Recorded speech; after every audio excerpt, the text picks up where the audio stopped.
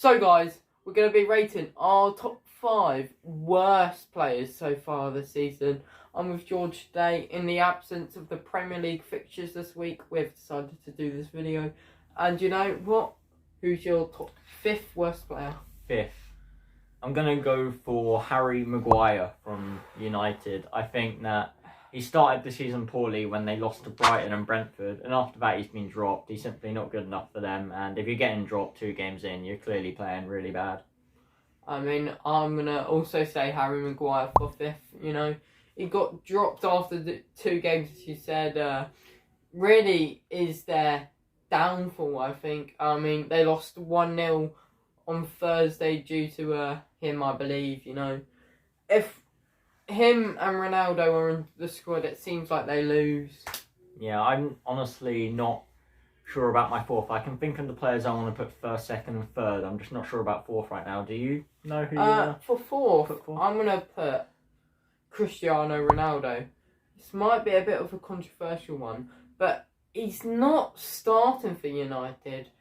And when he's come on, I think he's bringing the squad morale down. And it's not really looking convincing when he gets brought on. And he's Cristiano Ronaldo. He should be starting. But I think Ten Hag deliberately didn't start him to try and get a bit more out of him. But Cristiano's not really given Ten Hag anything, any reason to start him. So that's why I've put him in 4th. I'm not sure I agree with that. I think when he's come on, he has looked alright. He hasn't looked like he'd be one of the worst players in the league if he was starting. But 4th place for me is going to be Edouard Mendy from Chelsea. You said as a Chelsea fan you think he's looked rubbish this season. And before this season, when we did a goalkeeper tier list review, I put him quite high up. I rated him as a pretty good keeper. Maybe not one of the best in the world, but like the tier below that, he was a pretty good keeper. He won Chelsea the Champions League after he came in, so I thought he was a pretty good keeper. But this season, it's just all gone wrong for him. I don't quite know what's happening. Maybe the work rate isn't there, his mentality maybe. I don't know what's gone wrong for him this season. Well, in the 3rd, sorry, I've also gone for Edouard Mendy. And I think, I also rated him quite highly during our goalkeeper tier list. Go give that a watch if you haven't already. But, I don't know what's gone on with him, but he's not the player that we saw last season or the season before. I mean, I just think, he's now running at players, trying to act if he's injured, instead of trying to make a save and get up. Make a recovery save. Because you should have drawn that West Ham game. It's quite worrying, I think give Kepa a chance in goal and he could prove to be one of our better players. I was re-watching the Chelsea Liverpool 2-0 win for us in the FA Cup 5th round 19-20 season. Kepa made for like a bit of save a bit of college work, and Kepa honestly was one of our best players. A triple save, and I think it could even be a quadruple save. I think we have to give him another chance to prove himself. Yeah, well, he did already have his chance, but the fact that Mendy's playing so bad, you could reasonably give him another opportunity, even though he did mess up before. However, my 3rd place, I'm going to enjoy picking other players for my last 2 are both Liverpool players, and this might come as a shock. I'm going to go for Heung-min Son. I honestly didn't really know who to put in, and I probably should have put him 5th instead. I'd swap him and Maguire now. I was just thinking, I didn't really know who else to put, and Joe, our Tottenham fan, has said that he started the season really poorly, and I just think that he will be one of the best players in the league by the end of the season, but on current form and the way he started the season, it's just not been that good for him. But like I said, I do think he is one of the best players in the league. It's just from the first 6 games of the season, he hasn't looked like one of the best and arguably one of the worst. Well, in 2nd, not really a place you want to come, 2nd worst player, Mohamed Salah, right now. I just think what he's done for that Liverpool side so far this season is nothing. A goal, an assist. A tap-in against United, pretty much, which didn't even change anything. I just think, he needs to really work a bit harder in training, he's walking around during the matches instead of trying to get involved with Diaz. Yeah. I just think, you know, his work rate is not very high right now, and I think he needs to look in the mirror and go, right, I'm one of the best players in the world.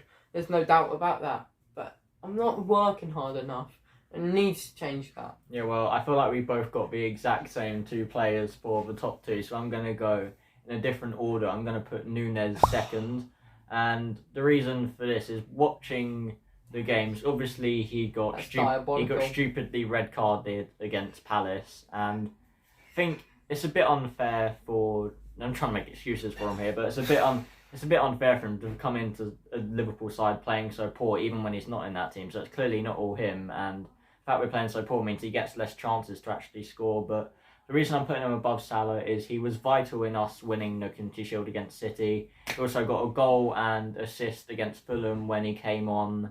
And yeah, he hasn't done too much other than that really, but he has been red carded, and I think eventually he'll come good. I'll go straight on to my first place, Mohamed Salah, because, well, you're going to do your first place next anyway. It is Salah for me, and as a Liverpool fan, the sheer expectation you expect from him. Like last season, he started like a house on fire. It was ridiculous. He was playing so well, but this season he's done pretty much nothing. A tap in against United that didn't help.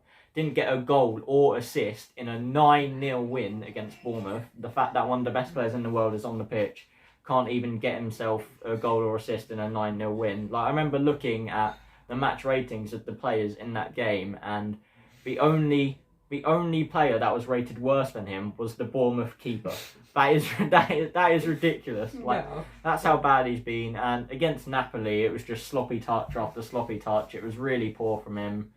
And yeah, I do really hope he can turn it around. And I've said as a Liverpool fan the whole time, I don't think we should have given him that new contract. And at the moment, it just seems like that work rate and mentality we've seen from him previously is gone.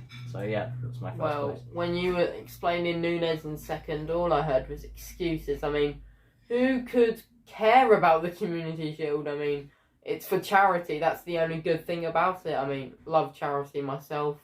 But, I mean... Because you have to get your clothes from a charity shop. No, I don't, but... well, bloody hell, that's a bit ridiculous. I'm sorry, Ryan. I don't do that, by the way. I mean, there's nothing wrong with that. You said there's nothing wrong with that, but I don't, personally. But, you know, Fulham game, you said he got a goal and assist. The assist, let's admit, he didn't mean to do it, did he? I mean, he would have scored if Salah No, he wouldn't have. And then the goal, a tap in. I mean, I think my nan could score that, and she's 92, got dementia, but that's besides the point. The next game, gets angry and just headbutts someone. I just think a top professional shouldn't let their emotions get the better of them. I just think, you know, he's back from anger management rehab, and he's not really done much since, has he? He only got brought on for 20 minutes against Napoli, a game we'd already lost, so I think we'll... How many times did he touch the ball? Not a lot. Well, Liverpool didn't count on my fingers. Liverpool didn't even have the ball that much, so it's not necessarily his fault. And just making excuses for him. Next game, next time we see him play, that's when he'll have his chance to prove that it's actually going to be worth it. So if he does poor again, then he's just not doing the same as Diaz, and that's what you want to see from such a big signing. You want to see him doing what Diaz is doing, and obviously he's doing pretty much the complete opposite. Only real reason that Nunez is worse than Salah right now is his price tag.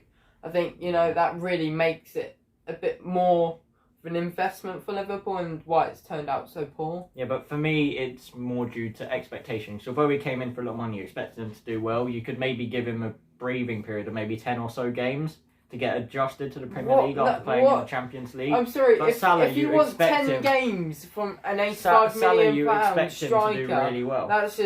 That's ridiculous. 10 games for an That's to get properly on form. He should still be contributing, striker. But to get properly on form, you've got to give him a bit of time. But he should be performing better than he is anyway. I just think Salah, you expect so much more from what he's given so far, which is why I put him above him.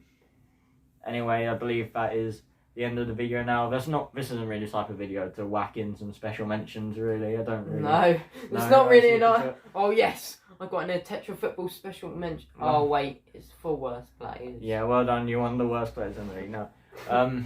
briefly. Yeah, we'll wrap this up. Remember, like, comment, and subscribe because every little helps. Thanks for watching.